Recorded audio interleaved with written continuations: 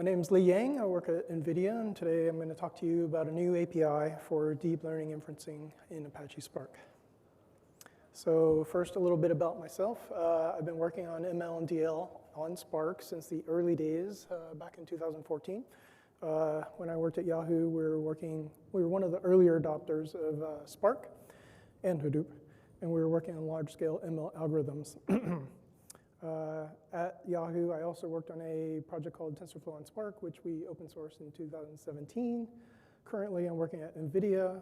We're working on some GPU-accelerated algorithms via the Spark Rapids and the Rapids AI library.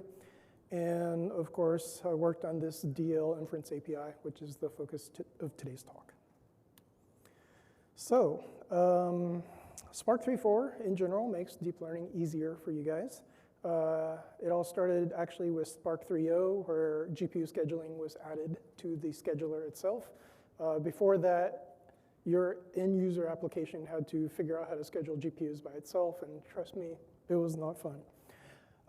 With Spark 3.4, there's now a new DL training API called Torch Distributor. So it lets you do distributed training in Torch on Spark. And then, obviously, the subject of today's talk, we're going to add a new predict batch UDF function for DL inference on Spark. So this all starts with a Jira ticket, Spark 40264, which adds the function. The PR is listed above if you want to go take a look at the guts. And this was all done in collaboration with some folks at Databricks. So thanks to Shangri, Waichen, and Hook John. So Databricks and NVIDIA are essentially platform providers. So as such, we see a lot of the challenges that customers, you guys, go through when you try and do inference on Spark. And with that in mind, we had this goal to make DL inference easier for the Spark community in general, try and standardize on some of the common usage patterns, solving a lot of the common issues that we've seen.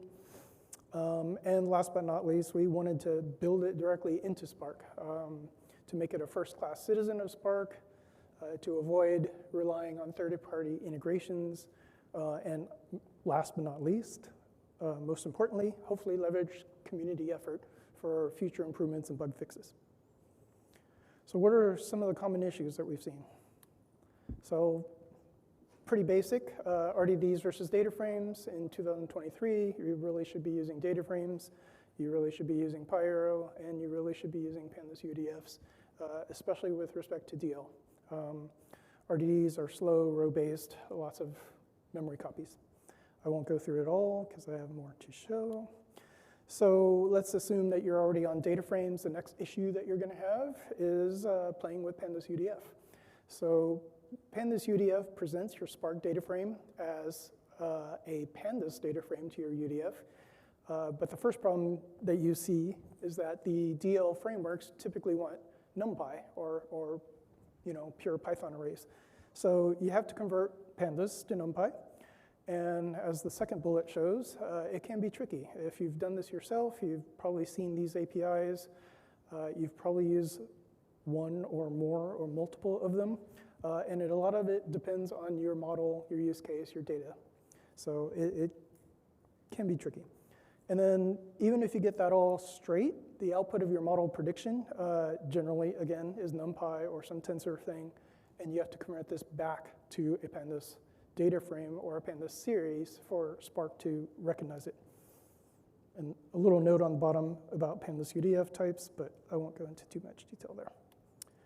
So let's say you're already using Pandas UDFs. So the next challenge is tensors. So if you've played with Spark and you've played with DL, you know that Spark does not represent tensors very well. So usually you have to flatten your tensors into at least a one-dimensional array. And then inside your UDF, you kind of have to re-inflate it back to the dimension that you expect. So let's say you sorted all that out. The next problem is model loading and caching. So there's three forms of getting a model to your executors from the driver. I've listed them here above. The first is to just take advantage of Spark's ability to serialize your closures of your Python functions. And you can just if you're lucky, get the model over there that way. But if you've done this in the past, you've probably hit some serialization errors that are very strange if you do not, if you have a more complex model. The other way to do it is to use a Spark broadcast variable to broadcast your weights. This has similar serialization issues and comes also with the bonus of a broadcast size limit of 8 gigabytes. And if you've used any kind of a large model, you'll hit this limit. And last but not least, you can just, in your UDF, you can load your models directly from disk. But again, if you do this incorrectly, you could end up loading and reloading the model over and over, which really kills your performance. So let's assume you did all that right. You figured that out. Another problem you have is batching. So batching, generally your models operate optimally at a certain batch size. And the batches of your Spark data frames are usually determined by either the writer or your file system, and so you'll have to do the batching on your end as well. And again, this is hard to do generically because if you've played with Spark data frames and UDFs, and you try and build a generic one, you realize that you can actually, within your UDF, end up with a data frame, a series, or actually an iterator or tuple of PD series. And trying to batch through that is quite difficult in a generic fashion. And then you have to deal with scalars and arrays, and you have to deal with interpreting a data frame. So if I get a data frame of 4 columns, should this be 4 separate unique variables for your model, or should it be 1 variable with 4 floats in it? So that's hard. So what the API looks like before, if you've done inferencing on Spark, you've probably seen this example to get started.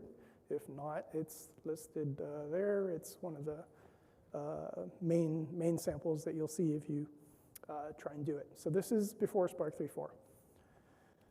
So you'll note that batching is hard-coded inside your UDF. I've hard-coded, it's got the batch size hard-coded. You've got some TF data dataset batching going on. So your UDF has to take care of it. Model loading, in this case, it's actually using broadcast variable. So it's instantiating a ResNet 50 with no weights, and then using a broadcast variable from the driver to reinflate the model. And again, more complex models, you might hit serialization errors. Larger models, you might hit serialization limits. So then here's the conversion of data frame to NumPy. Everybody has to do this sooner or later. And in this case, it's a VStack. And now you have to reshape your flattened tensor back into the multi-dimensional tensor. And I've actually didn't have room to fit this on the slides, so here it is. So it's a separate function. It does normalization, highlighted in yellow, and then it does a reshape. And again, this is all essentially custom code for this particular use case. So then you do your model prediction. You've got your, in this case, the TF data set. You do predict. You get your results. The results are some form of DL framework tensor, in this case, probably a TF tensor. And now you've got to figure out how to cram that back out into a PD series or a PD data frame. So what does it look like after this new API? So this is what it looks like now. So if you use the new predict batch UDF function, ideally, this looks simpler to you, and we'll go over it a little bit. So you just do an import of the new function. It actually is a function that creates a UDF based on a function that you provide, a make predict function. It's more declarative. You'll see some arguments there, but we'll go into that. So what is this make predict function? It's very similar to the guts of a UDF with a lot of magic happening behind the scenes. So in this case, we are creating the ResNet 50 as before. In this case, I'm just inflating it with the default weights. But if you had models on disk, you could easily just load model in this case.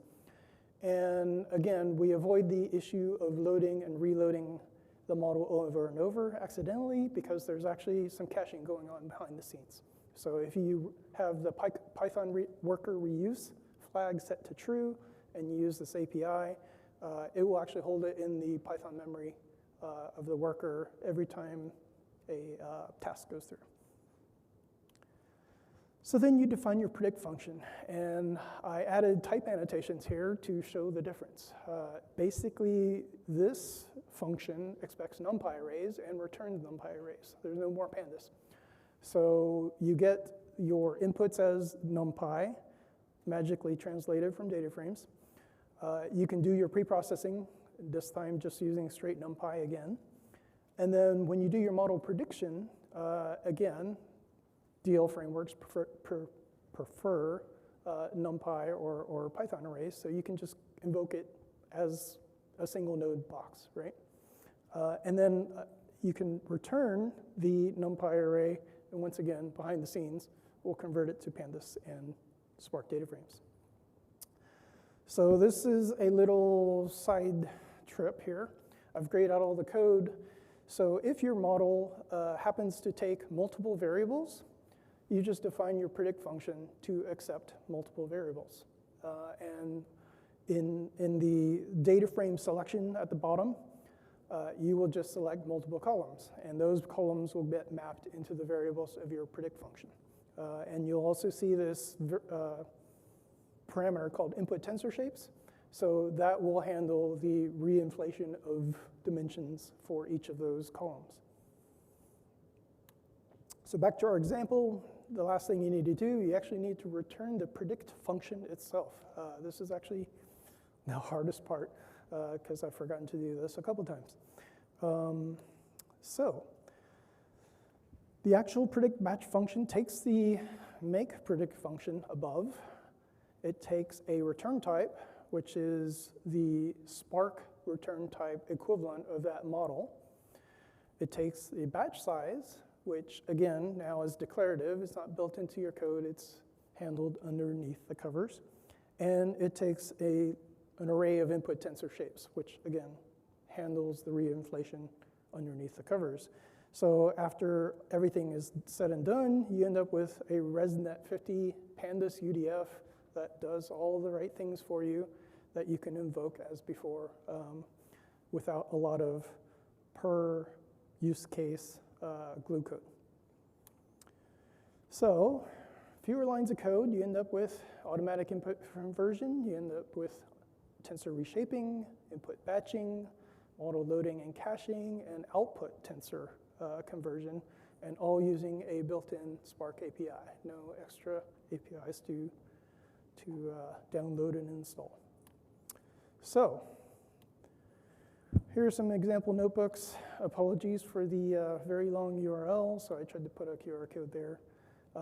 It's some examples from most of the major DL frameworks, PyTorch, TensorFlow, Hugging Face, and most of the notebooks have a bonus little integration with Triton Inference Server because I work at NVIDIA. It demonstrates how to use and load those same models into Triton. Okay, so we're going to actually go take a look at some of these. Okay, so in this repo, you'll see that there's folders for each of these. There's notebooks for each of these. Currently, these are just built for Spark standalone, just because it's easy for everyone to load without having to deal with where is my Spark and what cloud am I using. And I'm going to start with TensorFlow MNIST, mostly because everybody's done MNIST at least once in their lives, and I don't have to explain the code. So this is from the TensorFlow tutorials. You probably recognize most of this code. This is single node code for training and prediction, saving the model, which is important for us. And then we get to the PySpark side. So each of these notebooks will have a PySpark section. And in this case, what we're doing is we're converting the MNIST data into a pandas Spark data frame. And actually, in this particular notebook, I'm actually saving it in 2 different formats. I'm actually saving it as 784 unique columns of float, and I'm also saving it as a single column of an array of float. And the reason for that is just to show the flexibility of the API and its ability to handle this variety. So once we've saved it, here's the actual API for the single column variant. This is essentially your UDF now. So can you see that? Let me make that bigger maybe. Okay. So it's basically import TensorFlow, it's basically load the model, and it's basically predict with an input NumPy array and an output NumPy array. And once you've declared the parameters, it's basically standard Spark, right? And this is showing the different ways of constructing and calling it. You can, wrap it with a struct. You can, use multiple columns. But whatever you do, it should just work. And then the other thing to note is the first iteration, it usually takes longer because you have to, load up TensorFlow, get the GPU warmed up. And in our case, we're also loading and caching the model so that subsequent invocations don't have to load and cache the model. So there's the predictions. And here's the same thing with these 784 columns. And again, almost identical ways of constructing your Spark command line or your Spark command. And it still works. And then in this case, we actually take advantage of struct and array to collapse the 784 columns into a single representation. And then if you actually try and pass each of the columns individually, you will actually get a value error because of the other feature, which is we tend to want to represent each column as a variable within this thing. So that's actually supposed to be good for you. And then here's the Triton Inference Server integration. In this particular case, all I'm doing is just starting out Triton inside a container. You can go through the details later. But here's the predict batch function now. And instead of loading your model, we're basically creating a Triton client. And instead of calling the model predict, we're using the client to make an inference request to the server. So same thing, call it all different ways, and it just works. So that's that. So the next thing I want to show is we're going to go to PyTorch. So just to show again that this API works for just about everything. This is an example that uses, a simple example that uses the housing dataset. It's 8 floats in an array that makes a prediction, I think, of the house price or something. And you'll see that the PyTorch model is a single input, 1x. And again, just for demonstration purposes, I created that model.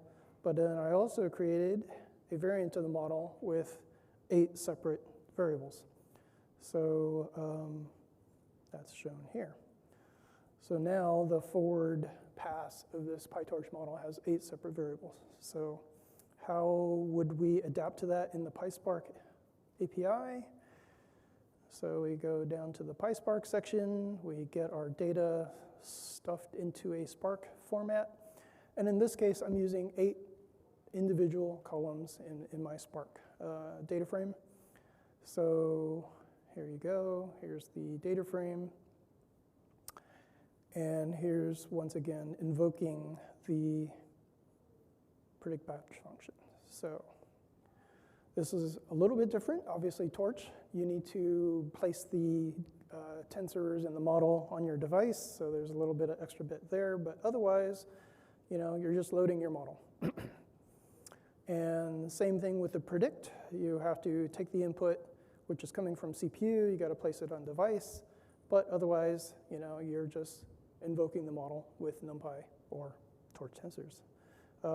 And then same thing, we have to detach and then convert back to NumPy for the Torch tensors. And in this case, we've declared it expects it expects a single float, and it takes an array of 8 floats input. And again, we define a batch size declaratively, so if you ever decide to change it right there. So here's the examples again, invoking different things, different ways, and you get your predictions in your data frame. And then if we treat it as separate variables, the API, somewhere, sorry, I skipped through it. So the API looks like this. So now your predict statement has 8 inputs. And again, we will take care of mapping that data frame of 8 columns into 8 separate variables for your predict function, along with batching along the row dimension for your predict function. Okay, so again, bonus Triton. I'm not going to go over that. Okay, so then let's talk a little bit about Hugging Face, because everybody's doing LLMs and language models. I had to contractually have to mention the word LLM. So, okay, so this is actually a very small language model, T5, but it's used, this example is used for text translation. So again, this is all tutorial code, so I'm not going to go over it too much. But where am I? Okay, so yes, okay, all right. So here's basically what's going on. Once I've got I'm basically pulling IMDb data, stripping off the first sentence because I don't want to do translation on the whole article. There's a little pre-processing going on for that. And then the actual model itself, what it does is you prefix the model with the whatever prompt, translate English to German. So this is what our data looks like now. And then again, here's our predict batch function. So once again, all we're doing is we're loading the model as you've done before in single node. You don't have to worry about caching, reloading over and over. You define your predict statement. And in this case, I actually did have to add a little MP squeeze here. And the reason for that is because Hugging Face expects a one-dimensional array of strings instead of a two-dimensional list of strings. And so you still might need to tweak things left and right. But for the most part, it just works. I invoke the tokenizer. I invoke the model itself to generate the output. I can convert the tokens back to strings, and then I can return the string output. So again, there's no conversion to pandas, no conversion to Spark. We handle that for you. This is, again, how you construct the pandas UDF. And then here you go. So here's the output. So translate English to German, and I can get all, batch translations of text in Spark. Okay, and then the last bit I wanted to show, well, there's actually another bit down here where I did the same thing, translate to French. So same model, different prompt, magic happens. So then the last bit is just to show the flexibility of the outputs. So this particular model is text classification, sentiment analysis. A lot of you guys might want to do this on text in your data warehouses. And right now I'm just using a Hugging Face pipeline for text classification. And given a sentence, it'll give you a positive or negative score and some kind of confidence score. The key bit here is that this output, it's actually 2 values. So how would this API react to that? So again, constructing our data set for Spark, but here is the predict batch function again, import the pipeline, construct it, we take care of caching, you define the predict statement with NumPy arrays. Again, in this case, it's actually an array of string. Send it to the pipeline. Again, we have to kind of coerce it out of NumPy into flat list, because that's what Hugging Face wants. And then we just return the results. And this will take care of the rest of the conversion of this weird output. It actually fits naturally into a struct type. So now all we're saying is when I infer on this model, I expect to get a struct of 2 fields, a label, and a score. And I just define it, and then here's your output. So that's pretty much it. So now, coming back to this, so let's wrap up a little. First, you might have a question, what about distributed training? And the answer is there's already lots of things that you do distributed training on Spark. As I mentioned before, there's the new Torch distributor. Before that, Databricks actually contributed a thing called Spark TensorFlow distributor to TensorFlow ecosystem. There's also obviously Horvath and a thing that I built, TensorFlow and Spark. And in general, as long as your model fits on a single executor, you can train your model anywhere and then just use this API for inference, because this is data parallel. So what about model parallel? So if you have a gigantic model, that gets a little trickier because you need a cluster of hosts to serve the model. And generally, you don't want to serve in that form via Spark. So you pretty much would end up calling an endpoint. And so this is basically what you would do with, like, say, ChatGPT today, right? Is you don't host the eight-way A100 boxes on each of your executors. You host it somewhere off in the cloud, and you just call an API. And obviously, the other possibility is you just buy bigger boxes everywhere. But again, you'd have to talk to your ops and IT for that. So, concluding, with Spark 3.4, hopefully deep learning is going to be a lot easier for you guys with both the Torch distributor and this new predict batch UDF. Once again, I'd like to thank Shangri Waichen, Hoopjin from Databricks, Andy and Eric from my management chain for letting me work on cool open source projects. And obviously thanking Spark, TensorFlow, PyTorch, Hugging Face for all the cool stuff they do.